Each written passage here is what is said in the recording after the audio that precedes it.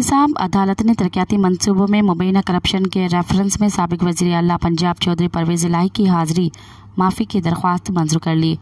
लाहौर की एहतसाब अदालत में PTI रहनुमा चौधरी परवेज़ इलाही के खिलाफ तरक्याती मनसूबों में मुबैना करप्शन के रेफरेंस पर समाअत हुई। ATC के जज ज़ुबैर शहजाद कयानी ने केस की समाअत के दौरान समाअत साबिक वज़ीर आला पंजाब के वकला ने चौधरी परवेज़ इलाही की एक रोज़ा हाज़िरी माफ़ की दरख्वास्त दायर की, जो अदालत ने मंजूर कर ली।